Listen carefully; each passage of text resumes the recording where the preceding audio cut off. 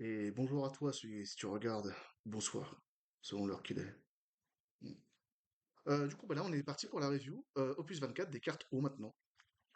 Ça sera l'avant-dernière vidéo parce qu'après, je ferai les cartes Ténèbres, Lumière et les LB. J'enchaînerai le tout d'un coup. Alors, on commence fort directement avec la première légendaire O de ce set, Astrius. 5-9 000, ouais. Alors, si vous avez un total de 7 cartes FFBE dans votre break zone et ou catégorie FFBE que vous possédez retiré de du jeu, le coût requis pour lancer Astrius est réduit de 5. Alors ça, c'est vraiment bien, parce qu'en fait, peu importe, Breakzone ou retiré, tu t'en fiches. Tes cartes FFE, cartes, hein, donc invocation s'il y en a, m'en souffre, quoi. Enfin, je dis ça, mais je sais pas si c'est des invocations FFE, peut-être. Mais disons que, bah, tu te prends Miss Dragon, par exemple, ou on te retire tes cartes, et bah ça change rien, en fait. Tu peux quand même payer gratuitement Astrius. Alors quelque chose de gratuit qui est 9 piles de force, c'est cool, quoi. Quand Astrius attaque, pas d'effet d'entrée de jeu. Mais du coup, c'est en attaquant. Et vu que ça peut être gratuit, c'est OK. Même si on préfère à l'entrée et en attaquant. Sélectionnez une des actions suivantes. Choisissez un avant, il perd 7000 de force jusqu'à la fin du tour. Ou Astrius dit inflige à votre adversaire un point de dégâts. En termes de la perte de force, c'est toujours une bonne chose. 7000, c'est un peu faiblard. Parce qu'on a notamment H dans cet élément qui peut faire tellement plus pour bah, juste en entrée de jeu. Et en plus, qui est X-Burst. C'est la carte dès qu'elle est posée gratuitement, certes, c'est une menace pour le prochain tour et pas pour le tour en cours.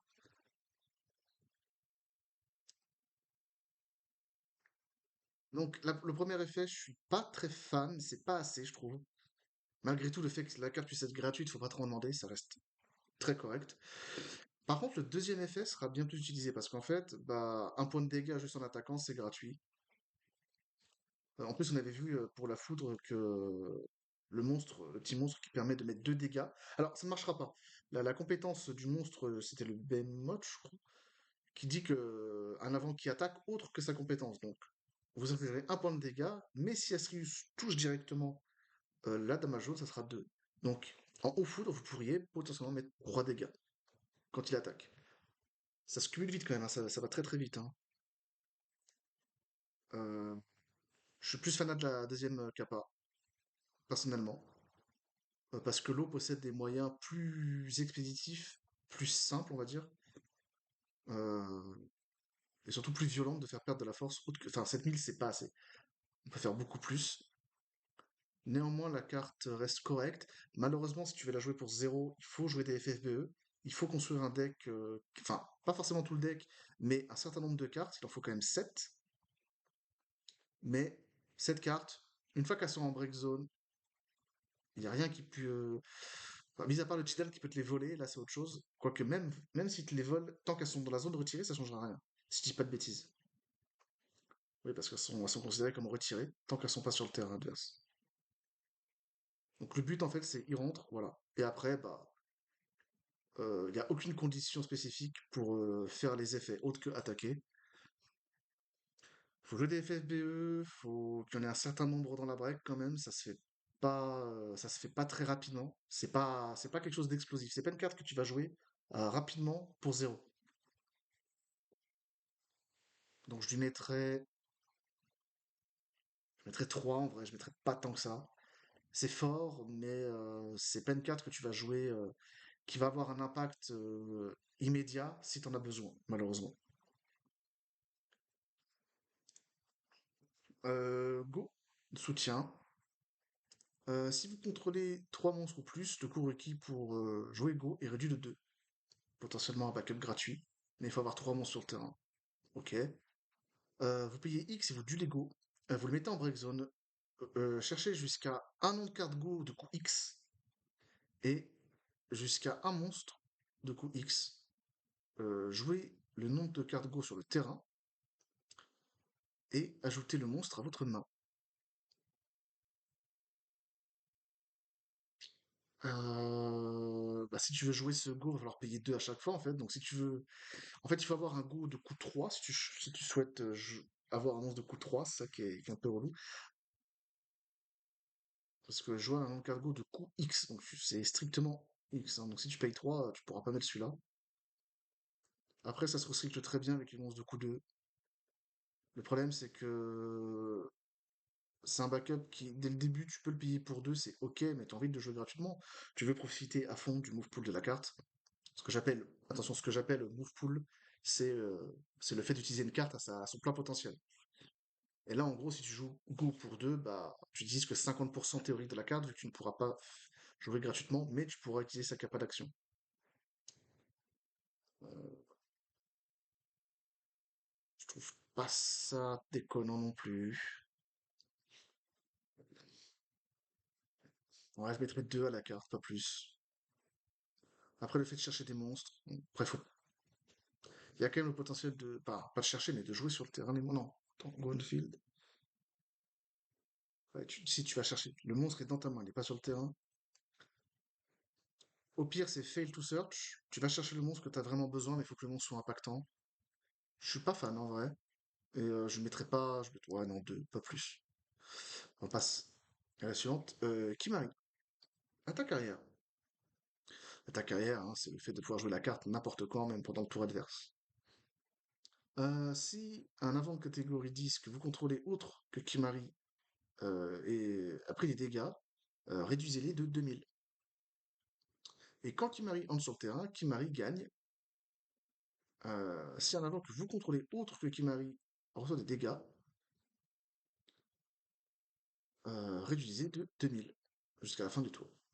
Donc en gros, un avant de catégorie 10, c'est 4000 de dégâts réduits, mais un avant quelconque, c'est 2000.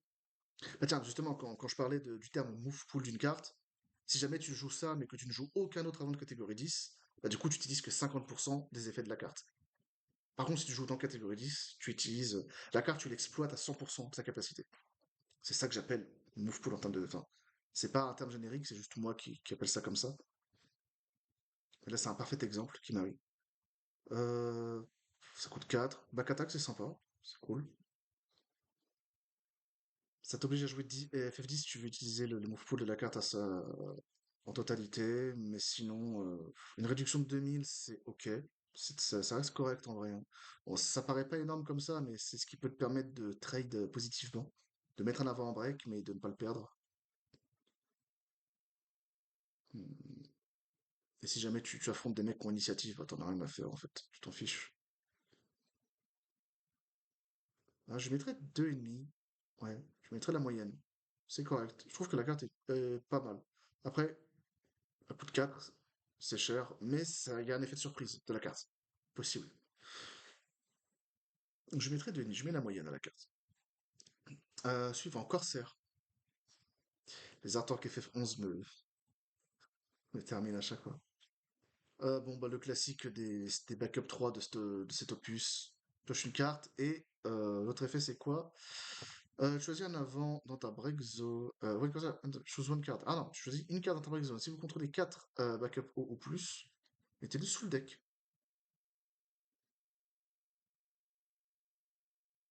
Alors attends. Déjà, bon, piocher une carte, on est dans l'élément eau. L'eau fait ça en mieux. Pourquoi payer 3 pour piocher une carte quand tu peux jouer un CP Apkalou pour faire la même chose?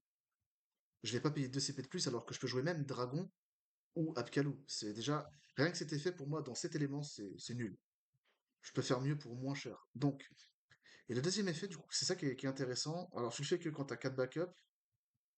Ouais, sauf que quand t'as 4 backups, tu préfères jouer des alchimistes, en fait. Tu veux des trucs gratuits pour setup tes haches ou d'autres choses. Tu veux des choses qui. Tu veux jouer et avoir des backups activés, faire des choses après. Tu veux être proactif le plus rapidement possible. Mono O, enfin, je parle juste en mono O. Enfin oui, de toute façon, la carte est faite pour être mono O, vu que de toute façon, tu dois avoir 4 backups O. Mettre une carte sous ton deck, si. Ouais, non. Faut un demi, en fait, non. C'est pas ouf. Je suis pas fanat, c'est pas ça qui fait que. Tu le mets en dessous, tu le mettrais au-dessus, à la limite. Ouais, non. Un demi. Jet. 5-9 000. Quand tu entres sur le terrain, tu choisis un avant contrôlé par l'adversaire, tu le renvoies dans la main de son propriétaire. Euh, Bah, l'eau peut faire ça pour moins cher en fait. Je vais y aller un peu sévèrement, mais tu joues la Yuna Backup, un Léviathan pour deux, bah tu fais pareil. Non, encore plus sévère, tu joues le Léviathan gratuit quand tu joues un avant haut, et voilà. Et tu t'en débarrasses pour 2 tours théoriquement. Quand un personnage contrôlé par votre adversaire retourne émis du terrain dans la main de son propriétaire, choisissez un avant contrôlé par l'adversaire, il perd 3 000 de force jusqu'à la fin du tour. Ah, c'est quand un personnage. Que quand un personnage est... Ouais. Tu veux jouer Roi de Tycoon, du coup? Non, non, non, non, mais c'est non. Ok, je vais payer 5 pour faire perdre 3 000 de force. Alors que gratuitement avec Lena, je peux ramener un Léviathan qui va faire beaucoup plus de dégâts, mais pourquoi je voudrais jouer ça? Il a le nom de carte Jeff, tu peux faire des spéciales avec d'autres noms de cartes. Ah, la carte c'est 0, hein. Enfin, je vais mettre un demi. On n'est pas zéro ici, mais non. Allez. Jed. Job Samouraï. Alors si vous avez un cristal, Jed gagne 1000 de force et bravoure. 3 8 000 quand même, et là il passe à 3 9 000 avec un cristal. Ouais, en termes de force, ratio coût-force. Et quand Jed attaque, vous pouvez payer un cristal. Si vous le faites, piochez une carte.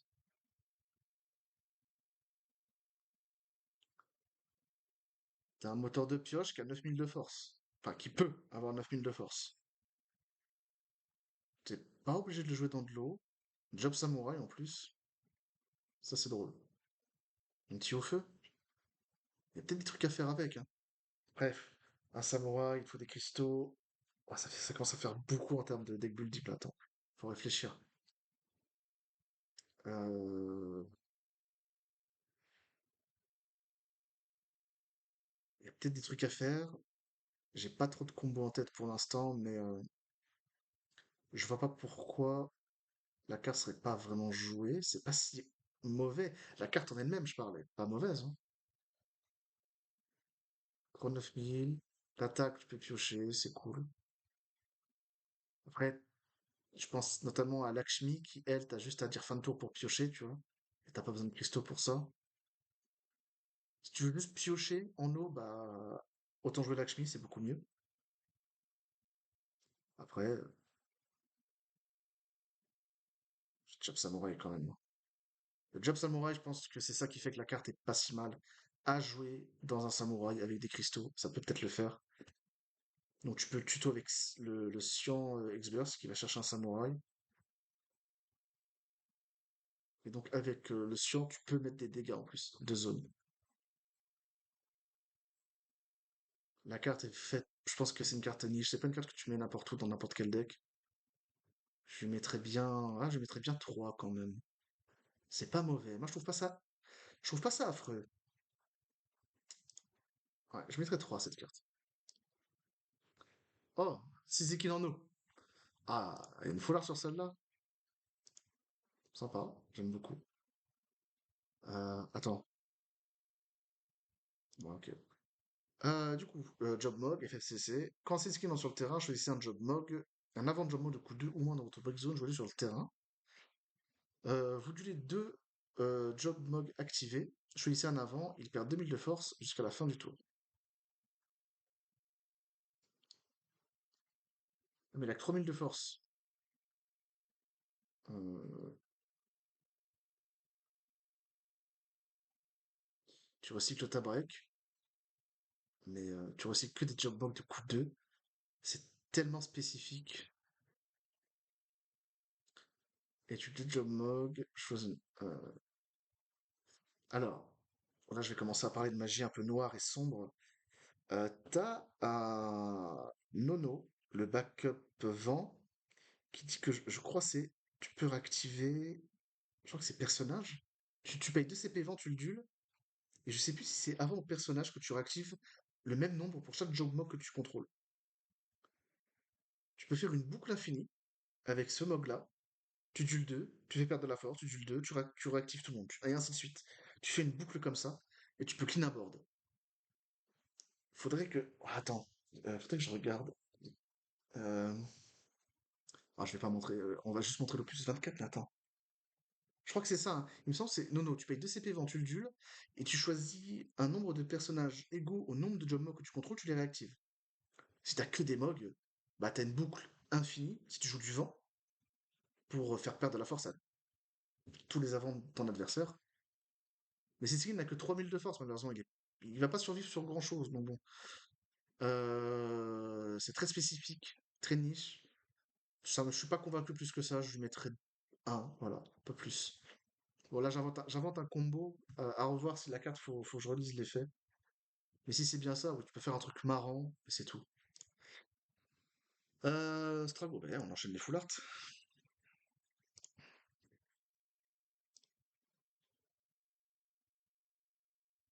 Ah, il prépare un Genkidama ou quoi? Alors, Strago, quand tu rentres sur le terrain, choisissez une carte dans votre damage zone, ajoutez-la à votre main. Mettez une carte de votre main dans la damage zone, l'effet expert ne se déclenche pas, encore heureux. Et quand une carte est mise dans votre damage zone, votre adversaire sélectionne un avant qu'il contrôle, mettez-le en break zone. Cet effet ne se déclenche que durant votre tour et une fois par tour. Ah, c'est que durant ton tour, donc s'il en attaque face qui te fait un dégât, l'effet Strago se déclenchera pas. Donc il faudrait que tu prennes un dégât pendant ton tour. Bah tiens, tu joues le Léon légendaire, là, qu'on a vu juste la vidéo d'avant, tiens. Ah merde, qu'est-ce que je suis en train de raconter? Bah du coup, il y a son effet quand il rentre en jeu, ok, ça te permet de recycler ta dame jaune, t'as une carte, tu te dis mince, cette carte, j'aurais bien aimé l'avoir parce que je l'ai mise qu'une seule fois, pas de chance. C'est déjà arrivé, hein. Ça peut être ok, mais t'as des cartes qui font ça pour mieux, comme Larsa, notamment. Pour deux, tu fais exactement pareil. Et en mieux, parce que en plus, il donne un boost de force pour toutes les trois cartes experts dans la damage. Après, il est FF6. Je préfère le Strago, l'avant, hein, qui, lorsqu'il rentre et qu'il meurt, révèle 4, hein. Celui-là, putain, encore une carte héroïque qui est vraiment pas convaincante, hein.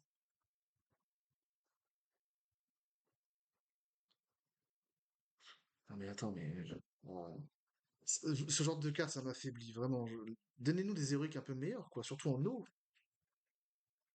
Après, eau est vraiment fort en ce moment, donc peut-être qu'ils ont pas voulu trop abuser.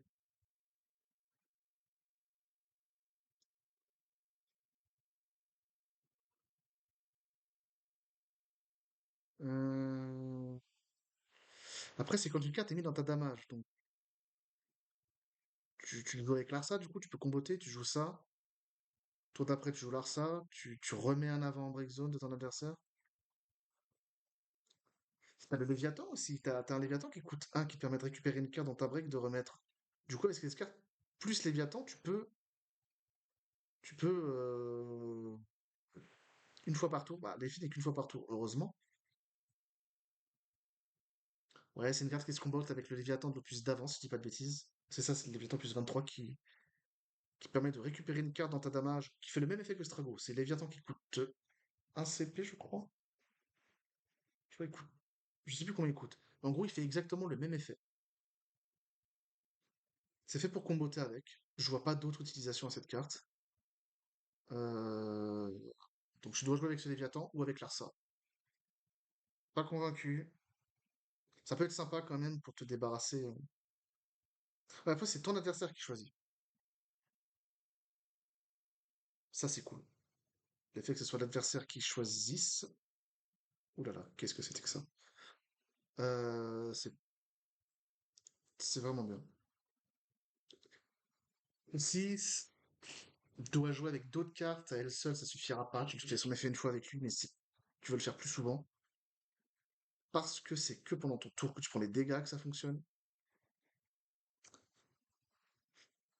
Non, je mettrais peut-être ouais, 2 à la carte, un peu plus, hein. J'ai du mal à imaginer un deck avec ça, autre que les cartes que j'ai citées. Et c'est pas suffisant en fait. C'est bien pour te débarrasser des avants qui sont inciblables, mais c'est tout. Mais ça coûte 6 quoi. C'est cher. Sirène, Mobius, X-Burst. Choisissez un avant. Durant ce tour, les prochains dégâts qu'il reçoit deviennent zéro à la place et piocher une carte.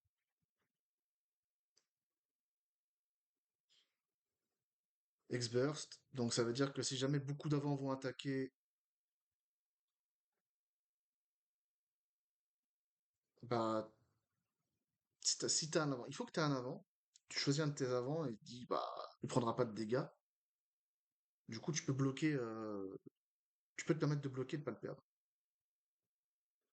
Et piocher une carte, c'est toujours bien, c'est bien. Tu pioches une carte, c'est cool. C'est toujours bien de piocher.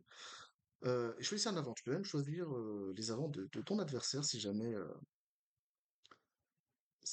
tu n'as pas d'autres cibles. Après, est-ce que j'ai envie de la mettre? Juste pour ça, non. Et piocher une carte, pourquoi est-ce que je jouerais une carte qui coûte 3 quand Cuchelin fait pareil en mieux? Alors, je mets 1 à la carte. Je suis pas convaincu, hein. Cécile. Mettez Cécile dans la break zone. Donc tu la mets en break. Choisissez un avant. Durant ce tour, les prochains dégâts qu'il reçoit seront de 0 à la place. Et tu payes 5, dont 2 hauts obligatoires. Tu duels, tu mets Cécile en break zone, tu choisis un avant, tu le mets en break. Donc c'est mise en break zone. Donc ça bypass la destruction. Enfin, l'anti-destruction plutôt. Euh, J'ai envie de jouer ça, moi. Est-ce que t'es dans un scénario où tu te dis, je vais jouer Cécile pour 2, payer 5 après, donc ça me fera 7, me priver d'un backup pour mettre un avant en break. Alors que dans l'autre, tu veux juste avoir tes backups pour que ta hache fasse 10 000 de force, au revoir. Bah non, en fait. T'as pas envie, du coup. Ouais, c'est un demi. Suivant. Tidus. X-Burst. Quand Tidus entre sur le terrain, choisissez un avant de coup 4 ou moins, contrôlé par l'adversaire, renvoyez-le dans la main de son propriétaire. Et quand un personnage contrôlé par votre adversaire est retourné dans la main de son propriétaire, enfin, est mis du terrain dans la main de son propriétaire, piochez une carte. Cet effet ne se déclenche qu'une fois par tour. Alors là, j'ai plusieurs choses à dire sur cette carte. Déjà, X-Burst c'est cool. 4 CP pour avoir un truc à 7000 de force, ben non, en fait, j'ai pas très envie. Et ensuite, un personnage, ouais, c'est un personnage qui est retourné. Bah, pourquoi je jouerais un truc à 4 quand je peux jouer Ultros qui est déjà c'est un monstre, donc plus difficilement ciblable, et qui en plus quand il attaque à dégâts 3 peut le faire, peut renvoyer en main, et de toute façon tu vas piocher avec l'Ultros. Mais l'Ultros par contre, je crois que c'est un avant qui est envoyé en main, c'est pas un personnage. Mais c'est pas trop un problème, quoi. De toute façon, en général, dans l'eau, c'est les avants que tu renvoies en main. C'est rarement les backups autres. Enfin, Léviathan mis à part. Léviathan de coup neuf, que je joue gratuitement avec Lena. Ah oui, c'est la mode de faire ça. Oh non, un. Pourquoi je jouerais ça? J'ai des cartes qui font tellement mieux. Pérenne. Notre guerrier du cristal version haut. FFBE, bah tiens, en plus FFBE, ça tombe bien, ça combatte avec Astrius qu'on a vu en première carte. Donc classique, on paye un et un cristal pour réduire le coût. Donc ça ferait une 2 8000. C'est bien. Quand un job guerrier du cristal que vous contrôlez est mis du terrain dans la break zone, vous gagnez un cristal. Ouais, mais moi j'aurais préféré que lorsque c'est un guerrier de cristal qui rentre sur le terrain que je gagne un cristal et pas quand il est mis en break zone. Moi ça me convient pas. Bon, je m'attarde pas là-dessus, je mets 2 pour être généreux, c'est tout. C'est que pour jouer avec des guerriers du cristal. Ah bah tiens, forcément, on y a droit aussi à ce genre de backup en eau. Alors, mettez Mog en break zone, choisissez un avant de coup 4 ou moins contrôlé par l'adversaire, retournez dans la main de son propriétaire. Vous ne pouvez utiliser cette compétence que si un avant haut est entré sur le terrain ce tour. Bah non, parce que. Bah non, non, non. Pourquoi? Parce que en eau, comme je l'ai dit, tu veux garder tes ressources. T'as pas envie de les sacrifier, surtout pour renvoyer un truc de coup 4 au moins dans la main de ton adversaire. T'as pas envie de faire ça. Pourquoi tu te priverais d'une ressource? Non, c'est un demi. Non, non, j'aime pas du tout. Encore. Bon, ouais. Non, les mogs, c'est la fête. Moxis. Pour chaque job mog autre que Moxis que vous contrôlez, Moxis gagne 1000 de force.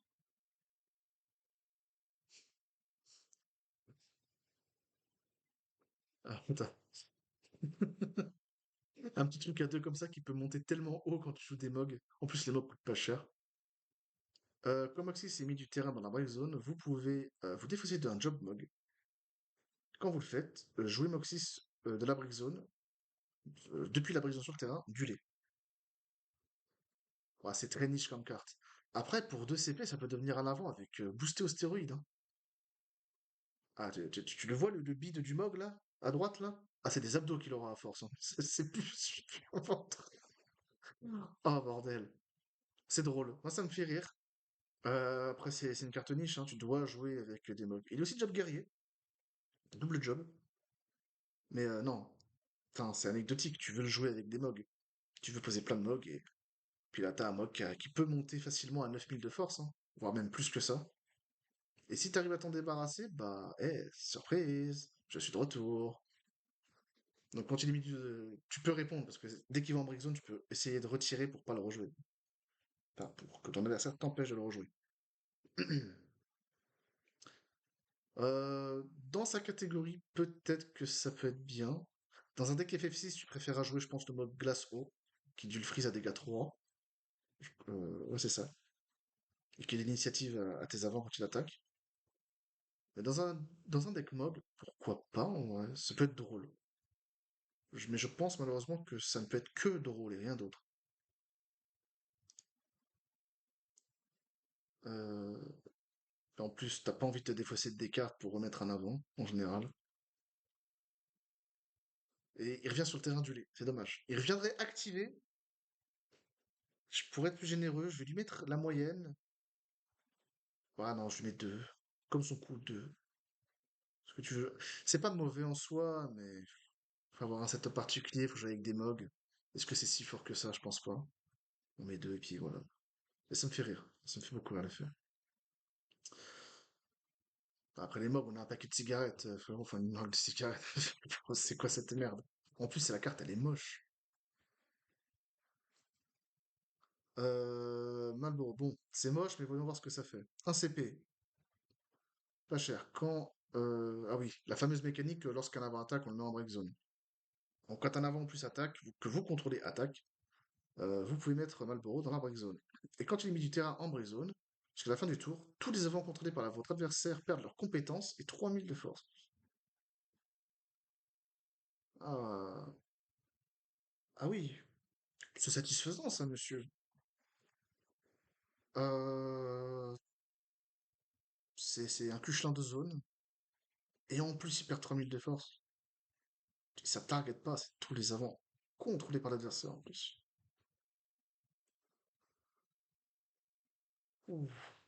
Multiplayable, facilement jouable avec Realm. Alors, est-ce que tu as envie de jouer ça aussi? Qu'est-ce qui t'empêcherait? Quelle est la raison pour laquelle tu ne le jouerais pas? C'est vrai que tous tes avants qui perdent 3000 de force, c'est... Est-ce que, est-ce que tu peux le jouer dans un FF13 avec Serra? T'attaques, tu te mets en break, les avants de base de l'adversaire ont 5000 de force en moins, ils repèrent encore, donc t'es à 8000 en moins, tu rases un board. Non, ouais, t'as pas envie de jouer ça comme ça, ouais. Mais juste le fait que tous les avants perdent leurs compétences, c'est très fort. C'est un peu comme, bah, ça me fait penser un peu à Ali Karnas.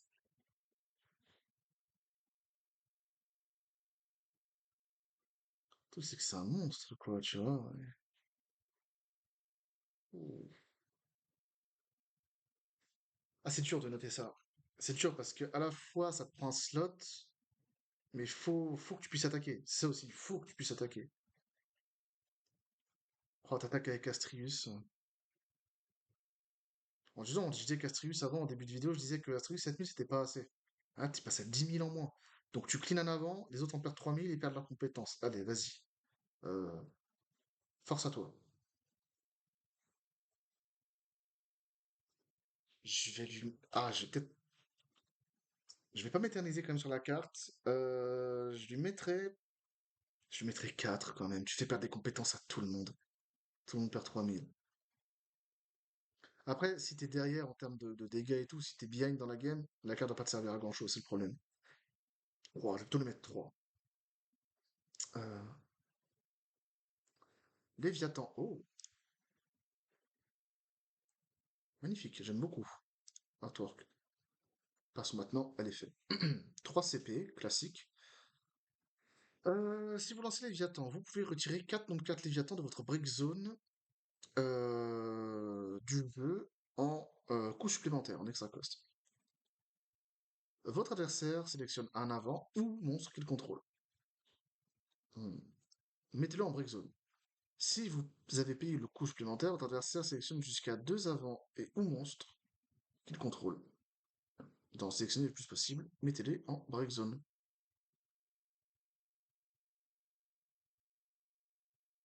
Alors je réfléchis, ça y est, c'est fait, j'ai réfléchi. Après mieux réflexion, bah non. Voilà. Non, je suis pas convaincu. Cette carte, c'est une héroïque, mais je vais pas lui mettre une bonne note. Je lui mets. Moi, mon avis perso, je lui mets que un. Pourquoi? Je vais m'expliquer. C'est que déjà, tu dois retirer 4 Léviathans de ta break. Ils doivent être en break. Et il faut savoir que tu peux jouer que 3 cartes maximum d'un même type. Donc, si tu veux jouer ces 3 Léviathans et que tu veux utiliser le move pool de la carte à fond, donc si tu veux utiliser tous ces effets, donc c'est ça, tu fais le calcul, hein. 3 x 4, 12. Plus L, 15. Donc, tu dois jouer 15 noms de cartes Léviathan. À quel moment tu te dis, ouais, je vais mettre 15 Léviathans dans mon deck et ça va passer? Ça peut peut-être le faire. Bah non, en fait. Déjà, en mettre 5, parce que oui, tu casses le Léviathan et t'en retires 4, donc ça fait 5. Pour, pour deux avant ou monstres. Suffit que le mec il joue des Abkalou ou des monstres qui servent plus à rien une fois posés, bah il va les sélectionner eux. Voilà. Après, c'est parce que c'est votre adversaire qui sélectionne. C'est pas vous qui choisissez. Bah super, regarde, j'ai joué des Tigriffeurs, j'ai joué des Abkalou. Ah bah t'as l'air malin avec ton Léviathan. Après, bon, il faut que ton adversaire joue des monstres pour ça. Des monstres qui ne servent plus à rien une fois sur le terrain, mais si jamais tu te fais ultra agresser, pourquoi pas? Et encore, ça coûte 3, c'est cher. C'est cher pour ce que ça fait, parce que tu retires 4 cartes, c'est énorme. Et tu dois jouer avec des Léviathans, donc tu mets tellement de slots, alors que tu pourrais mettre des cartes meilleures, avoir un plan de jeu plus stable que de mettre des Léviathans. Moi, je mets que un. Je suis pas convaincu par cette carte. Suivante, Relm. Ah, la deuxième légendaire de ce set. Eh ben, les foulards, on les enchaîne. Avec ses petits pinceaux. Ouais, Picasso tiers. Relm. Quand Relm entre sur le terrain, si vous contrôlez 5 personnages catégorie 6 ou plus, vous pouvez chercher un monstre de coût 3 ou moins et le jouer sur le terrain. Ok. Tu l'adultes, tu choisis un monstre qui est aussi un avant, et il gagne 2000 de force jusqu'à la fin du tour. Euh, Ouais, donc tu transformes un monstre en avant, bon, bah, tu peux lui donner 2000 de force, c'est la condition. Notamment avec Go, que tu duels pour transformer un monstre en avant à 8000 de force. Alors, bah, c'est une légendaire qui est très niche, hein, parce que si tu veux utiliser sa carte à son plein potentiel, bah, faut jouer FF6, t'as pas le choix. Personnage, les backups, ça compte, il y en a, ça existe. Après, tu ne joueras pas cette carte dans un deck full FF6 parce que bah forcément, si tu veux profiter de la carte, tu vas chercher un monstre de coût 3 au moins. Alors, à moins que tu n'aies que des monstres FF6, mais cette carte n'a pas sa place, je pense, dans les decks FF6 qu'on a pu voir précédemment, dans les méta qui ont précédé, quoi. On va pas ressortir le même deck avec le lock qui révèle une carte, Edgar, Sabin, Généraléo, tout ça, enfin, toute la clique des FF6. Tu as 50 cartes FF6, t'auras pas ça. Forcément, tu dois jouer des monstres. À voir. Après, je suis pas un très très bon deck builder. Je suis pas un très bon deck builder des decks FF6. Enfin, je suis pas un très bon deck builder tout court en fait. Euh, L'effet est sympa, après, mis à part ça. Après, c'est que quand tu avances sur le terrain. Donc, faut que tu aies un bon setup. Enfin, faut setup ton terrain avant, quoi. Après, qu'est-ce que tu as d'utile en monstre qui va t'impacter et te faire avancer vers la victoire. Bon, ça se joue que en FF6 malheureusement, tu peux pas la jouer partout. L'effet de duelé pour un monstre qui gagne 2000, c'est pas ouf. Je lui mets la moyenne parce que l'effet est correct, mais que dans FF6, c'est que dommage. J'aurais bien aimé la voir ailleurs. Donc je lui mets juste la moyenne, pas plus. Waka, je crois que c'est la dernière, il me semble. Et bon, on enchaîne les full art, stylé. Allez, Waka. Pour chaque personnage catégorie 10 autre que Waka que vous contrôlez, Waka gagne 1000 de force. 3 6000, ok, mais ouais, pas mal. Convaincant sur le terrain, choisissez un avant contrôlé par votre adversaire. Si sa force est égale ou inférieure à celle de Waka, mettez-les sur le dessus du deck de son propriétaire. Et enfin, il a un S, qui n'est pas cher, parce que tu as juste à payer le nom de la carte. Choisissez un avant, il perd 5000 de force jusqu'à la fin du tour. Ouais. Euh, Alors cette carte, franchement, c'est encore une fois une carte niche. Il faudrait avec des FF10 pour profiter de boost de son effet de terrain. Après, en FF10, t'as ce qu'il faut, t'as pas mal de cartes. Bah, en vent notamment, t'as Buddy qui va chercher un backup FF10. Donc encore plus de setup. Le fait de mettre sur le deck, c'est ok, c'est bien, mais derrière, faut attaquer, quoi. Pour être sûr de s'en débarrasser. Si c'est un avant que tu veux te débarrasser, ok, mais si c'est un avant que ton adversaire a payé très cher pour pas grand-chose, tu t'en fous qu'il le récupère. Ça restera une carte qui sera pas ouf dans sa main. Et Waka peut être boosté, peut avoir énormément de force, avec un S très sympathique, qui peut te dire, tiens, bah, ça peut faire la surprise. Potentiellement, l'adversaire trop confiant va bloquer ou attaquer en se disant, c'est bon, ça va passer, mais non, en fait, ça passera pas. Dans FF10, ouais, bah, ça se joue que dans FF10, c'est le problème. Et bah, ça peut être un gros body qui se débarrasse temporairement d'un avant, et c'est tout. On préfère se débarrasser définitivement d'une menace sur le terrain plutôt qu'un tour. Après, si t'as un attaquant derrière, ça le fait. Et il faut que l'avant ait une force inférieure aussi, ou égale. Mais en général, c'est pas trop un souci. Dans la majorité du temps, si tu le joues sur le terrain, c'est que tu sais que ça va passer. Il faut savoir compter et ça passe. C'est jouable. Sympa, pas transcendant, je lui mettrais peut-être 3, 3,5, pas plus. Et je crois que voilà, c'est tout. Ah, c'est ça. C'est la dernière. Mais écoute, bah, j'espère que la vidéo t'aura plu, que mon avis était un minimum intéressant quand même. J'essaie d'être objectif sur les cartes le plus possible, comme d'habitude. Et puis, bah, je te dis à une prochaine vidéo pour les cartes lumière, ténèbres et les cartes LB. Allez, prends soin de toi.